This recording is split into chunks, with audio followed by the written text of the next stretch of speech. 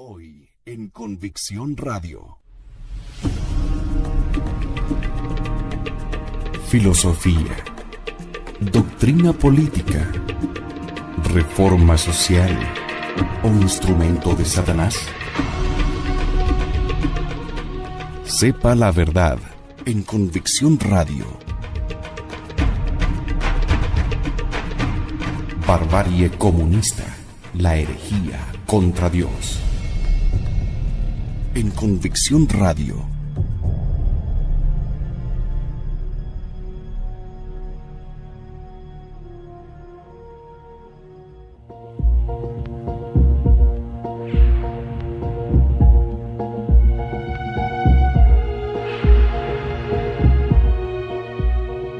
Bienvenidos, queridos amigos de Convicción Radio.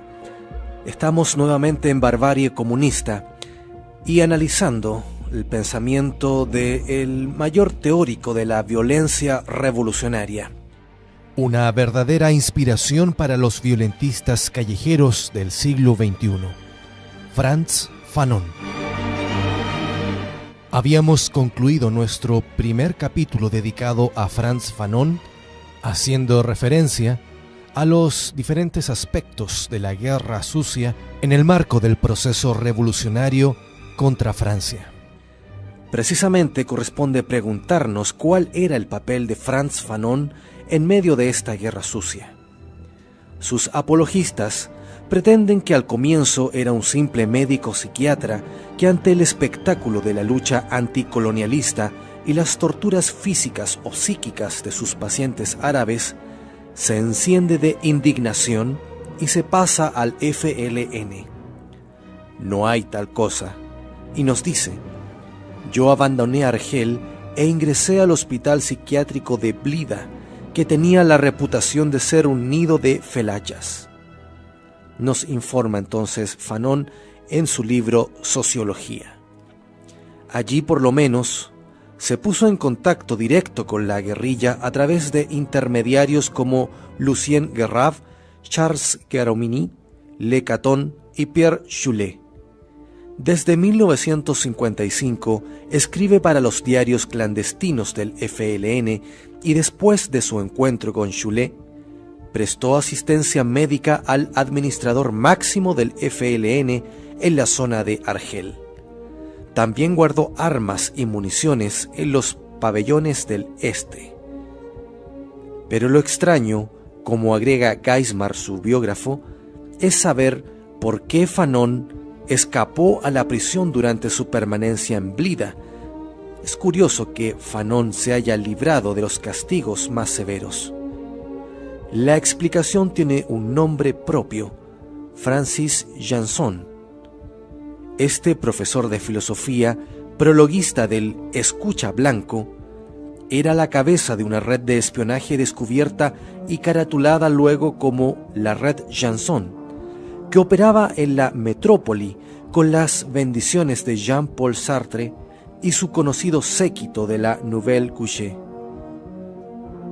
Todos ellos con contactos con los sucesivos gobiernos franceses y que constituía una auténtica quinta columna, a la que no era ajeno ni el propio Jacques Chevalier, ministro residente en Argelia y luego ministro de guerra. Es decir, el clásico emboscamiento de los intelectuales instigadores de las guerrillas revolucionarias en todo el mundo, que desde sus parapetadas posiciones organizan el sabotaje, el espionaje y la traición sin correr mayores riesgos.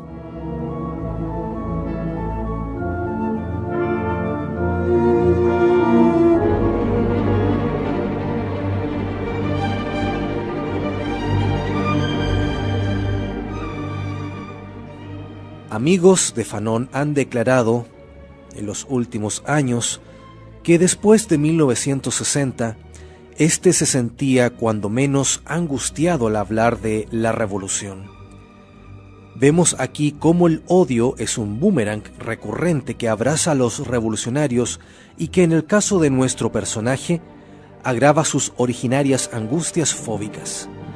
Por lo demás, como lo narra Renato Sahar, la muerte de Aban Ramdane, su compañero de lucha política y su amigo, debió ser un fuerte golpe para Fanon, máxime que el Mujahidí tuvo que dar la versión oficial falsa sobre su muerte.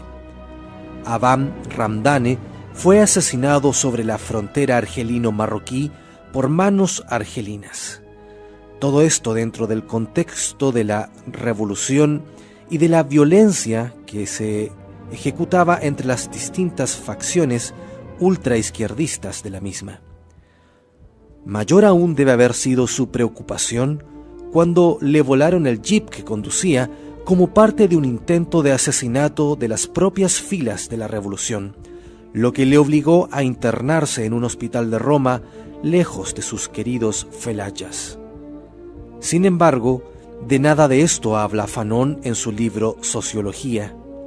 Este ni es un estudio sobre el colonialismo ni una descripción objetiva de la lucha argelina. Es, según nos dice Geismar, un manual para uso de los cuadros del FLN. Y como panfleto que es, empieza por el eslogan de que ninguna rebelión ha sido jamás vencida, justamente en el momento en que el general Chalet, con una serie de operaciones, destruía wilayas enteras del ALN, brazo armado del FLN. Desenvuelve luego Fanon el objetivo central de su escrito: justificar el terrorismo felaya y condenar el contraterrorismo francés. Para lo primero, encomia la figura del Fidai, es decir, el terrorista argelino, quien tiene una cita con la vida de la revolución y con su propia vida, por lo cual no debe vacilar en matar a quienes representan un obstáculo para el progreso de la revolución. Ensalza así a la joven con una maletita en la mano que lleva la muerte al enemigo y la vida a la revolución. Además de la mujer Arsenal, elogia el asesinato de algunos médicos en Argelia. El médico muerto en Argelia aisladamente, dice, es siempre un criminal de guerra. Pero al tratar del segundo tema, sus criterios se invierten. Para referirse a los actos de Belouni y sus formaciones de nativos jarquis, recurre al concepto jurídico de criminales de guerra. Los chacales no se alimentan con leche de un día a otro, asegura. El gusto por la sangre y el crimen se ha instalado tenazmente en el corazón mismo de esas criaturas que, debe también decirse, son materia digna de ser estudiada por los alienistas, sentencia Fanon.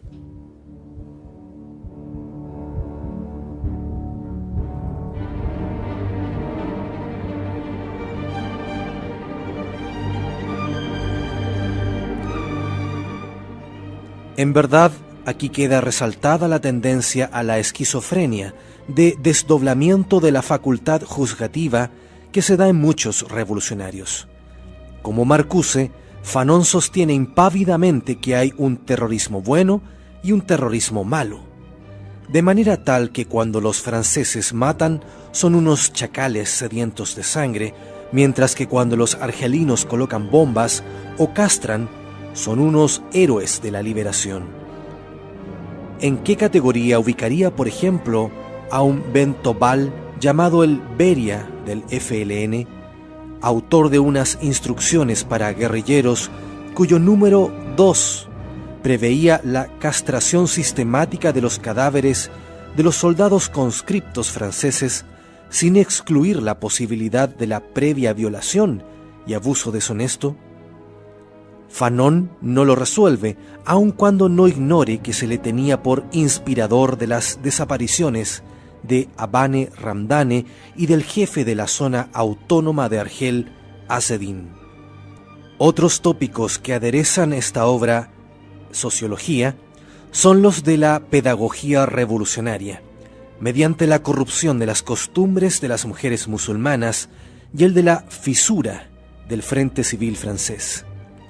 Esta segunda materia la conocía muy bien por dentro y puede así elogiar a los políticos europeos y funcionarios de la administración que proporcionan a las células del FLN pasaportes, falsas cartas de identidad, credenciales de trabajo falsificadas, etc. También a las clínicas amigas que atienden a los muyahidís, a los colonos que ayudan financieramente a la revolución argelina, aunque sean tildados de comunistas, a la prensa democrática, es decir, L'Express, Le Monde, L'Humanité, que informa con objetividad sobre la guerra, etcétera, etcétera. Objetividad que él trasunta en este párrafo. Hoy no hay un muerto en Argelia que no sea la víctima del colonialismo francés, y más aún, no hay un solo deceso de argelino fuera de Argelia que no se atribuya al colonialismo francés. Así de grosera es su esquematización maniquea del problema. Se podrá pretender en su descargo que Fanon con esto no hacía sino seguir las instrucciones tácticas de los felayas, argumento que contiene su cuota de verdad, ya que en 1957 el líder del FLN, al tiempo que desataba una feroz campaña terrorista, rogaba a todos nuestros amigos, y esto entre comillas, que realicen toda la campaña que sea necesaria a fin de que la legalidad sea restablecida. En caso contrario, estaremos perdidos. Mas, tal duplicidad operativa, en el caso de nuestro personaje, se encontraba abonada por un material fóbico que lo llevaba a adoptar sinceramente todas las mentiras propagandísticas. El apogeo de la anormalidad psíquica de Fanon queda documentado en su tercer libro, Los condenados de la tierra. Se configura aquí sus más encendidos y rechinantes alegatos anticolonialistas, que resultan más notables por cuanto él mismo ha escrito antes en Escucha Blanco, comillas, «Yo soy francés, estoy interesado en la cultura francesa, en la civilización francesa, en el pueblo francés. Me interesa personalmente el destino francés, los valores franceses, la nación francesa. ¿Qué me va o me viene a mí con un imperio negro?» Ahora, en cambio, dirá, no perdamos el tiempo en estériles letanías o en mimetismos nauseabundos. Dejemos a esa Europa. Podemos hacer cualquier cosa ahora a condición de no imitar a Europa. Tratemos de inventar al hombre total que Europa ha sido incapaz de hacer triunfar. La humanidad espera algo más de nosotros que esa imitación caricaturesca y en general obscena. El tercer mundo está ahora frente a Europa.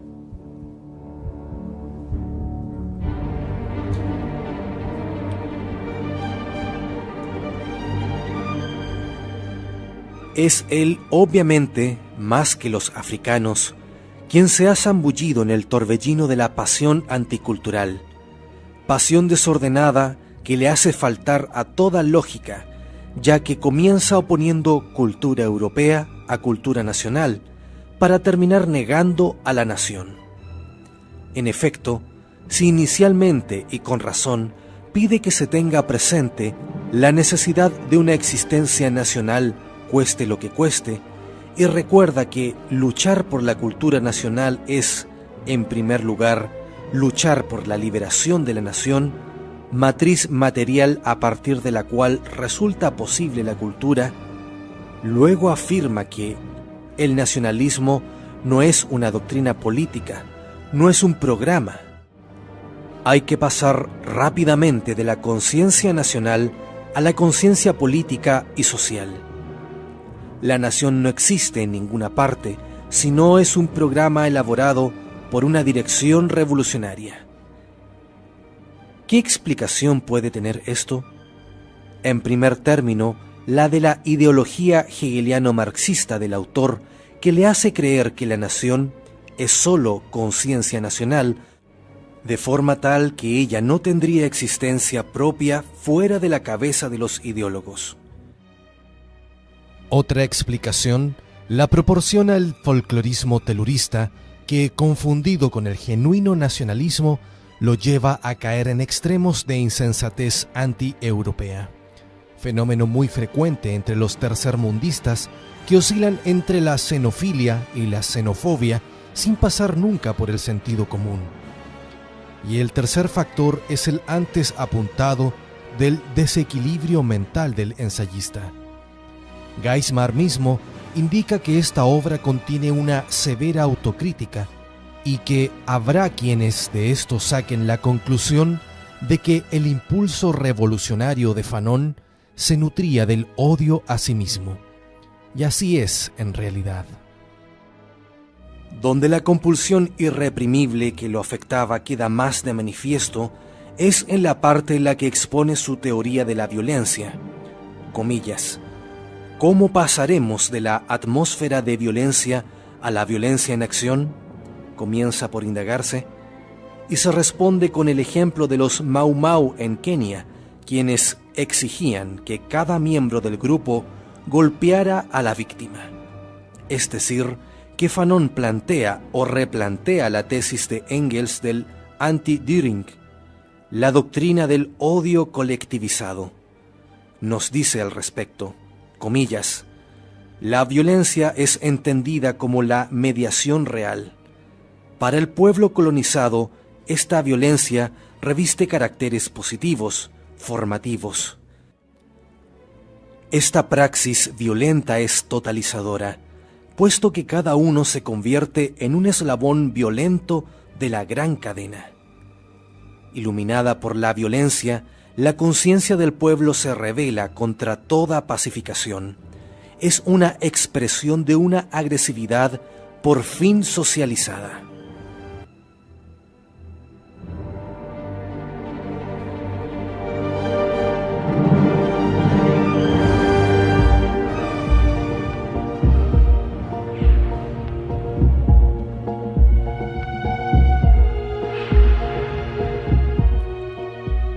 Conforme a la expresión fanoniana, sería esta una real teoría del chacalismo, una convocatoria a lo peor de cada ser humano, al monstruo que duerme en cada uno de nosotros, según lo dijera Pascal, el Homo homini lupus de Hobbes, transfigurado en el Mr. Hyde del tercermundismo. Muchas gracias por la audición y continuaremos en nuestro próximo episodio de Barbarie Comunista con Frantz Fanon, el fóbico de la violencia.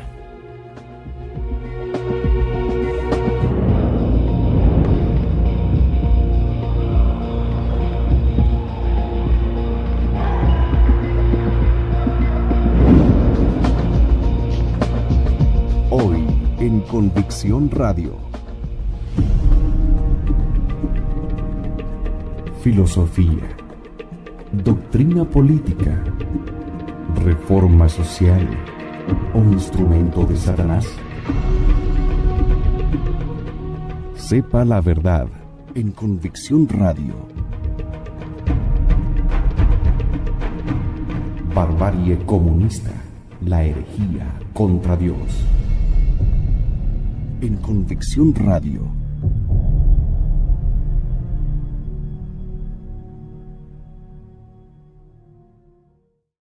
Hoy en Convicción Radio. Filosofía, doctrina política, reforma social o instrumento de Satanás. Sepa la verdad en Convicción Radio.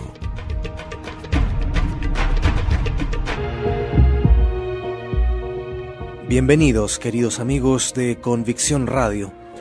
Estamos nuevamente en Barbarie Comunista y analizando el pensamiento del mayor teórico de la violencia revolucionaria.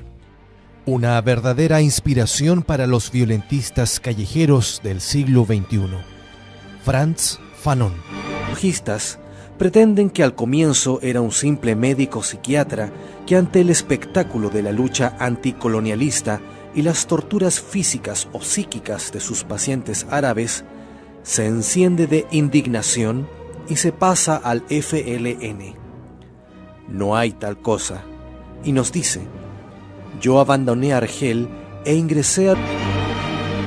Habíamos concluido nuestro primer capítulo dedicado a Frantz Fanon, haciendo referencia a los diferentes aspectos de la Guerra Sucia en el marco del proceso revolucionario contra Francia.